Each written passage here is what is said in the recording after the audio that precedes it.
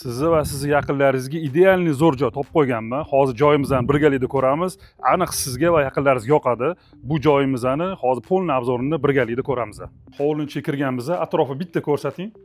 Bu joyimiz oldingi eski imoratlardan bitta katta plyusi, buni buzib, nol yer hisobida yaxshi uchastka ko'tarishingiz mumkin.